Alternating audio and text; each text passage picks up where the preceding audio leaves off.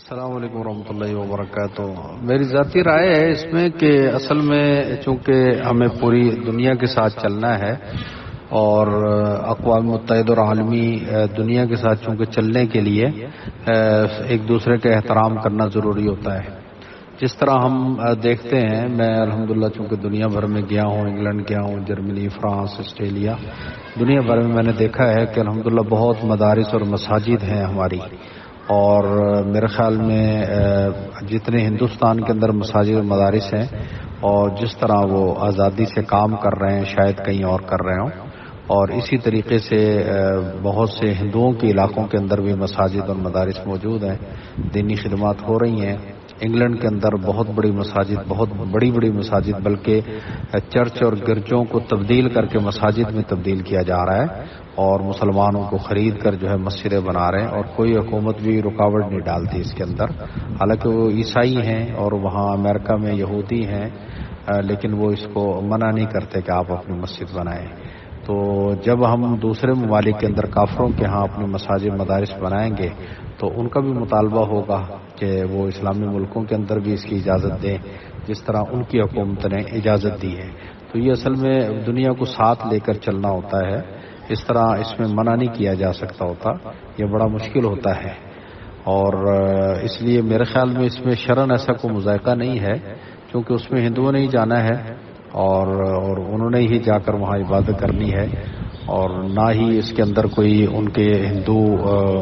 مذہب پھیلے گا اور نہ کچھ اس میں ایسا کچھ ہوگا، بلکہ وہ اپنی عبادت کے لیے بنا رہے ہیں۔ تو شرعاً بھی کوئی مذائقہ معلوم نہیں ہوتا، اور حکومتی سطح پر اور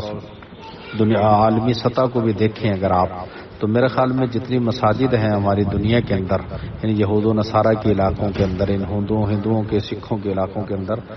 جتنی ہے، تو ان کے مندر اتنے نہیں ہیں اسلامی ملکوں کے اندر جتنی ہماری مسجدیں ہیں اور ہم دین کا کام کر رہے ہیں۔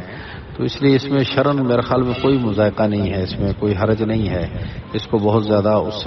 حساس طریقے سے نہ لیا جائے۔ تو اب آپ دیکھیں، میں جب لندن گیا تھا آج سے 15-20 سال پہلے، تو وہاں لندن کے اندر جو سب سے بڑا ان کا چرچ تھا کافروں کا، تو ان چرچ جو ہے وہ باہر سے اسی طرح چرچ ہی تھا اسی طرح اس کا، لیکن جب اندر گیا تو بہت بڑی مسجد، بلکہ تبلیغی جماعت کا مرکز جو ہے وہ لندن کا وہ اسی کے اندر بنا ہوا ہے۔ تو اصل میں چونکہ ہم الحمدللہ عالمی حالات کو جانتے ہیں اور دنیا پھرے ہیں اور دیکھا ہے کہ الحمدللہ دین کی کتنی خدمت اور کام ہو رہا ہے، تو ایسی کوئی بات نہیں ہے اس کے اندر کہ اس میں کوئی نقصان ہو یا دین کو یا مذہب کو یا پاکستان کو۔ تو چونکہ وہ بھی ظاہر پاکستانی ہے تو ان کو بھی اپنی عبادت گاہ چاہیے ہوگی، جس طرح ہم وہاں جا کر یورپ میں کہتے ہیں کہ ہم انگلینڈ کے نیشنل ہیں، امریکہ کے نیشنل ہیں، اور ہم جو ہے وہ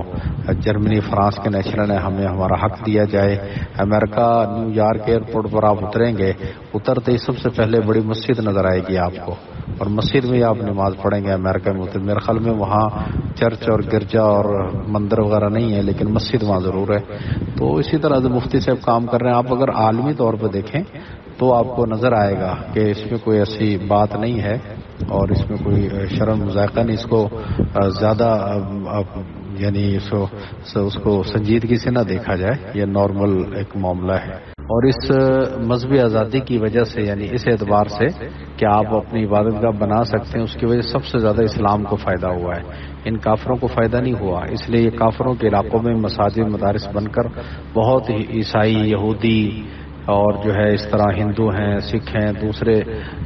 جو ہے وہ کافر جو ہے وہ مسلمان ہوئے ہیں، کیونکہ کوئی مسلمان یہودی یا نصرانی نہیں بنتا ہے، ہندو نہیں بنتا،